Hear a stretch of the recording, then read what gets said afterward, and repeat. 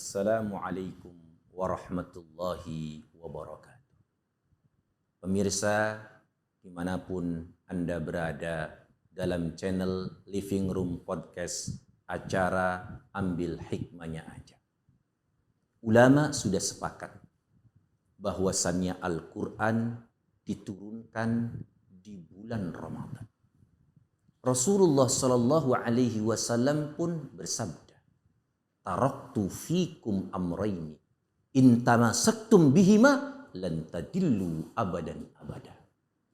Rasulullah Shallallahu Alaihi Wasallam meninggal dunia tidak meninggalkan harta benda, tapi yang beliau tinggalkan dua warisan saja. Pertama Al-Quran dan kedua hadis Nabi. Kata Rasulullah, siapa orang yang dalam hidupnya back to Quran and Sunnah, kembali kepada Al-Quran dan Sunnah, niscaya dia hidupnya tidak akan tersesat selama-lamanya. Hadirin dimanapun Anda berada, dalam kesempatan yang mulia ini, Al-Faqir ingin menyampaikan kunci sukses dalam hidup dan kehidupan, sukses di dunia pun sukses di akhirat. Kita harus menyelami Al-Quran dengan 5 T.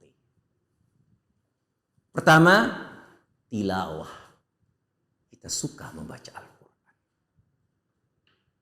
Kata Rasulullah Sallallahu Alaihi Wasallam dalam hadisnya, man arada ayyatakallama ma'allah falyaqra'il Quran. Siapa orang yang ingin bercakap-cakap dengan Allah, siapa orang yang ingin berdialog dengan Allah, siapa orang yang ingin berkomunikasi dengan Allah, bacalah Al-Quran, kata Rasul. Bahkan dalam hadis yang lain, khairukum man ta'allama al-Quran wa 'allamah. Sebaik-baiknya di antara kalian orang yang mau belajar Al-Quran dan orang yang mau mengajarkan Al-Quran. Sampai-sampai Rasulullah bersabda, Allah memiliki keluarga dan keluarganya Allah adalah mereka yang antusias membaca, mempelajari, mendakwahkan nilai-nilai Al-Quran. Lalu T yang kedua adalah tahsin. Kita membaca Al-Quran sampai khatam dalam bulan Ramadan 3 kali tanpa adanya tahsin. Tanpa adanya pembacaan Al-Quran yang sesuai dengan dibaca oleh Nabi dan para sahabat radhiyallahu anhum, maka Rasulullah sallallahu alaihi wasallam rubba talin wal Quran yal'anu.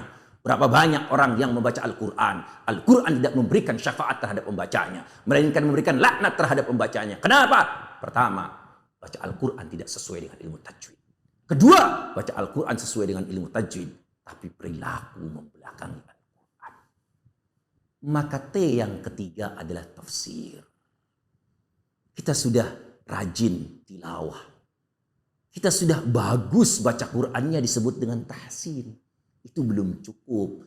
Perlu adanya tafsir. Menafsirkan Al-Quran. Di mana tafsir ada 2 arah. Pertama, tafsir bil maksur. Tafsir yang bersumbernya dari Nabi. Ada juga yang kedua, tafsir birra'yi, tafsir dengan rasionalitas.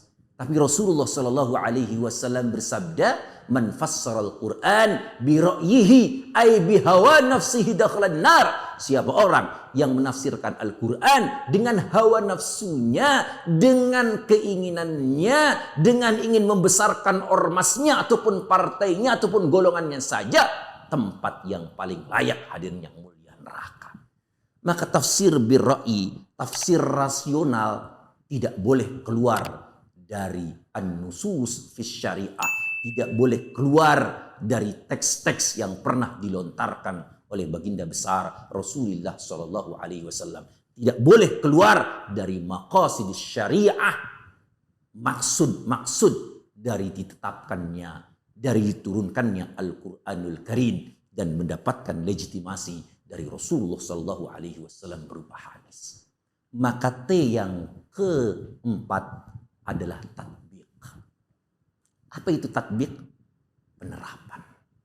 Maka ulama mengatakan hamilul Quran lafzan wa ma'nan wa amalan.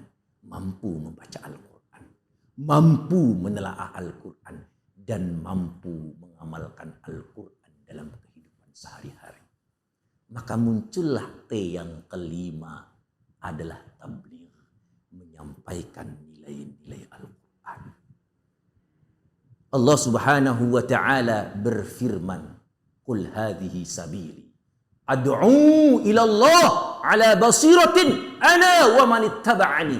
Ikutilah jalan-jalannya Rasulullah mendakwahkan agama Allah, karena sebaik-baiknya jalan dalam berdakwah yaitu jalannya Rasulullah. Kita mampu membaca Al-Quran secara baik, mampu juga menafsirkan, mampu juga mengamalkan. Tapi terpenting mampu mendakwahkan. Wa man ahsan qawlan mimman da'a ila Allahi wa 'amila shalihan wa qala innani minal muslimin.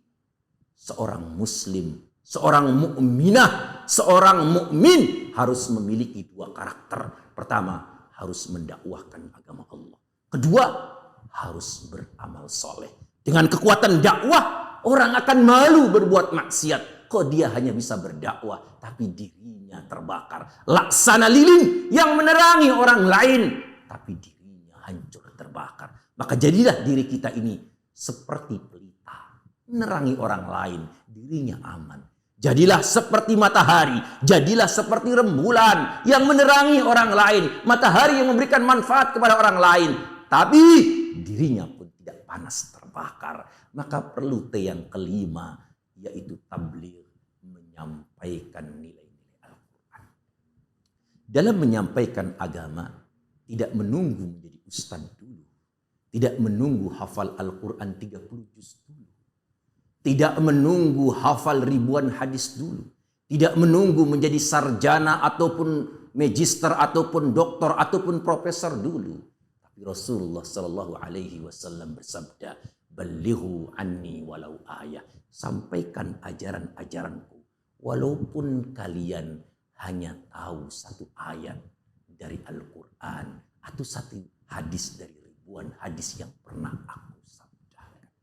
Maka hadirin yang mulia, Rasulullah Shallallahu Alaihi Wasallam bersabda, "La ghadwatun fi sabilillah aw rauhatun khairun minad dunya wa fiha." Siapa orang yang keluar sepagi sepetang di jalan Allah lebih baik daripada seluruh isi dunia. Allahu Akbar. Maka ulama mempunyai prinsip dakwah jalan hidup.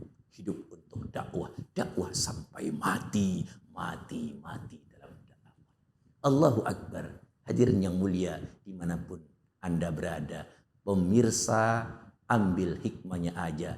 Dalam channel Living Room Podcast kali ini, kalau ingin bahagia dunia akhirat, ada 5T.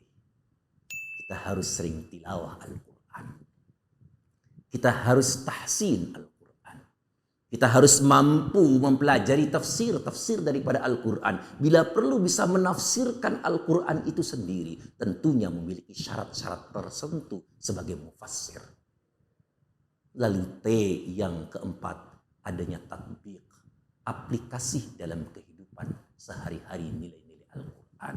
Karena kata Allah, kabura maqtan indallahi an taqulu ma la taf'alun. Dosa besar orang yang memahami Al-Quran, yang tahu isi kandungan Al-Quran, tapi perilaku jauh dari nilai-nilai Al-Quran.